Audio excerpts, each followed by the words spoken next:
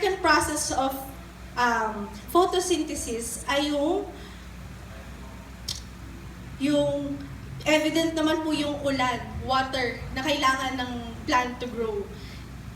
And compound water po is para mag-grow ang isang halaman. Ganon din po sa ating kailangan po niya ng water and carbon dioxide, wherein those compound helps a plant to grow. Katulad sa ating buhay Kristiyano, ang nagsisilbi pong tubig natin at that gas is the Word of God.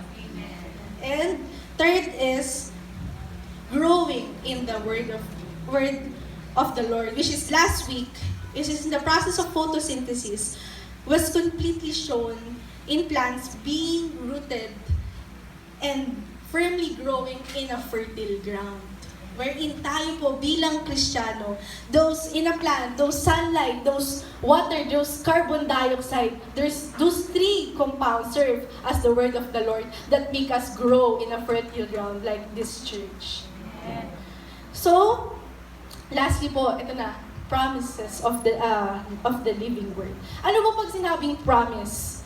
Promise is a declaration, is an assurance to someone of giving that particular thing to that person. So may assurance po, di ba? May declaration na may makukuha, ma-obtain ng isang taong yun, mula sa isang tao. So in a worldly concept, pag sinabing promise, actually pag sinerge nyo po sa Google, pag sinerge nyo promise, ang second na top na most recent researches by the people is promises are meant to be broken. Pag sa mundo po yun. Konsepto ng mundo. But, in Christ, in His words, promise is definite. Promise is clearly true, precise, and exact. Ang salita ng Diyos, ang buhay na salita ng Diyos ay hindi tulad po ng pangako sa mundo. Wherein, pag ang tao nagsabi sa'yo, promise, pumunta ako, asahan mo, hindi niya gagawin. Pero ang Diyos, once He said, this is my word. This is my plans for you. This is the promises na nakakalakip sa lahat ng proseso na pinagdaanan mo. Talagang really believed in it. Talagang, He will never fail. His love will never fail for His plans, His words actually. And,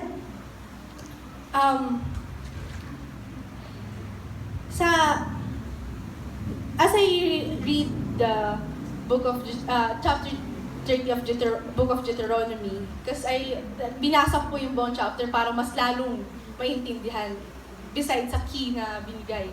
So, it really talks about God giving us all-out blessing to us and to our families. It's clearly stated in chapters 2 to 5 that once you abide with my laws, pag sumunod ka sa salita ko, lahat ng patunguhan mo, lahat ng hawakan mo, anything that you associate yourself will be blessed. Yun ang sabi niya. But God always remind us that it will not happen unless three things that ni-remind niya sa atin. Abide to my words. Kapag po tayo ay hindi sumusunod sa salita niya, hindi lang by technical words itself, but if we're not doing things according to His ways, well, hindi pa rin natin ma-obtain yung promise na yun. It is not guaranteed porket nakalagay yun it is written in His book na we will be blessed, we will be flourished. Hindi po garantisado na one side lang po ang effort. Hindi po pwedeng bibiyayaan tayo na wala tayong ginawa. So we have to work according to His word. We have to abide with His words. Number 2 is, unless you choose to be righteous. Kailangan po nating maging tama sa lahat ng ating gagawin. Kasi we always have to do things that are right in His ways, right in His process. And last is, you surrender everything. Why? Kasi how will you obtain His promise? How will you have that, how will you be fully blessed if still a percentage of yourself, you're still not surrendering it to God? Na at the end of the day, there's still something in you na hindi mo pa rin ginagawa according sa pamamaraan ng Diyos.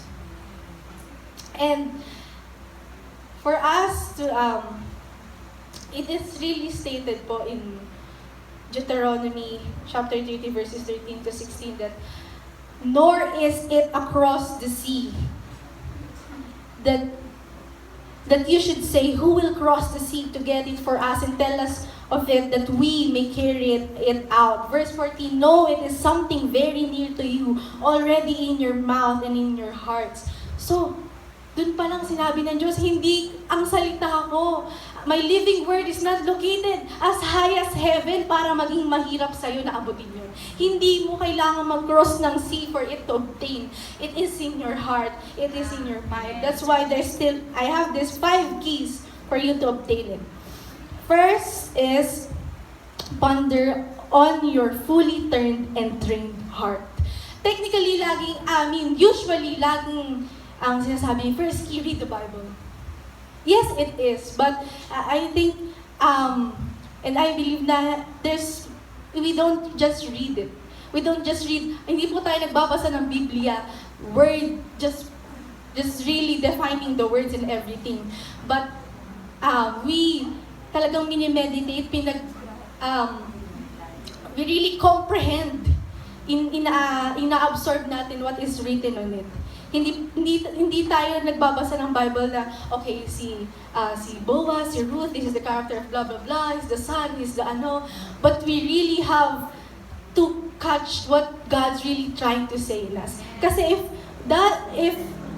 if you're reading the Bible, is living word in a manner that you're comprehending on it, na talagang ninilay-nilayan mo to, you will have a heart wherein Jesus is living and His word is located in. Second is a heart that fully understood the living word. You don't just know it by those technical terms, by the jargons, different languages used in the Bible, but the message that God underneath those words. Second is choose to do the right thing. Things that are highly favorable to our God, to our Creator. In Colossians chapter 3, verse 17, wherein it's stated that, and whatever you do, whatever in word or deed, do it in all in the name of the Lord Jesus, giving thanks to God, the Father, through Him.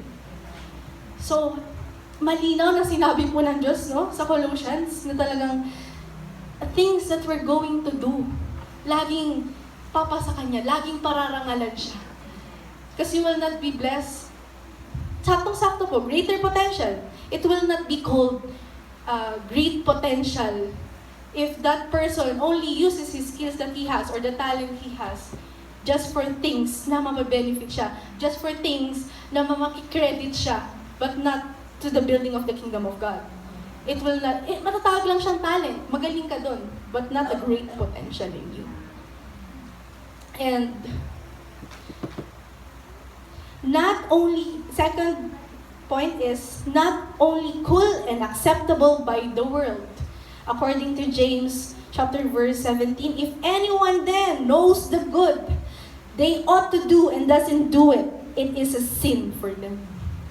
So sinabi niya na, if you're just doing it for the benefit of the flesh, dahil yun ang maganda sa paningin ng mundo, but it's still not right, then you're still sinning against the Lord. And third point is, abide to His words. We all know Joshua chapter 1 verse 8. He will, as He guide Moses, gagabayin niya rin tayo, but meron na naman siyang sinabi, but you really have to read the Bible day and night pag nilayan mo yung salita ko. You really have to act based on my words, through my ways. And fourth is, do not allow any temptation to overpower you in any circumstances of your life. Let us be firm. That's why we always need to pray. We always need to pray for God to really armor and shield us in anything, in any circumstances dinidil natin sa buhay, pwedeng-pwede tayong pasukan ng kalaban dyan. If we allow that tiny space na i-allow ang temptation and we entertain it, again, we sinned against God. And train our heart and ourselves in Ephesians chapter 6 verse 18, and pray in the Spirit in all occasions with all kinds of prayers and requests. With this in mind, be alert and always keep on praying for all the Lord's people. Be alert, sabi niya. Always keep on praying for all Lord's people. Hindi lang po pansarili, sa lahat na tayo protektahan, armored us, shield us, equipped us in every day na kakalabanin natin ang mundo. To really balutin niya tayo ng presensya niya. And last is be thankful and grateful. In 1 Chronicles chapter 16 verse 34, give thanks to the Lord for He is good. His love endures forever. Amen. And 1 Thessalonians 5:18, give thanks in all circumstances, for this is God's will for you in Christ Jesus. Kahit po sa maliit na bagay, kahit sa pagdadrive, pag nakapasok po tayo sa village na wala tayong sticker, still. Sa rami-rami ng dumaan, bakit ikaw yung pinadaan? Still God's favor. Thank you. Diba? Still, give thanks to Him. In every single thing, we acknowledge Him and give Him all the praises. And gusto ko lang po i-add up yung sa first point ko wherein we have to ponder in your heart. Kaya po hindi ko nilagay na dun yung read the Bible. Kasi mandatory na yun sa buhay natin na magbasa tayo. We just have to, why ponder on our heart? Hindi po, sinasabi ko sa sarili kayong mag-ponder, but in a heart na kung saan nandun na yung Diyos, na train na yung puso mo, na kung ano yung ipaponder mo, kung ano yung ihuhugot mo sa pusong yun, it is done in Jesus' way. Talagang pamamaraan na ng Diyos nandun kasi na-train na yung puso mo, na-absorb niya na yung tamang supplement, yung essentials mo na para maging weapon mo sa labas. Kasi pag nasa labas po kayo, yes, we always have our Bible with us, but the moment na lumabas ka ng kotse mo at naiwan mo yung Bible mo, and you need, naka-encounter ka ng problema, and sabi ni Pastor Dong, look in the book of John, pag ganito yung problema. No, you don't technically open the Bible. But when you have that kind of heart na andun yung salita ng Diyos at buong-buo na, you just really have to ponder on it. Doon ka na lang kumuha. And in my conclusion, we can only obtain the promises of His Word if we undergo the right processes on training our hearts, and it's fully turned, and our hearts is in the right condition, and doing things according to His ways will lead us all in obtaining the promises of the Lord. So, kailangan po nakakondisyon, hindi lang po turn and train, but it is fully conditioned. Nasa maayos siya na posisyon para ma-obtain natin ng promises of His living word. We really have to do things. May part tayo, meron tayong i-exert. Hindi lang siya freely given, hindi siya freedom. So, hindi rin siya free will. So, ang blessing, ang promises, makukuha mo lang siya if you really obey God and really do things according to His ways and according to His words, and do only things that favorable to His name, that will glorify and really build His kingdom. And let us be all the light of this world. Amen.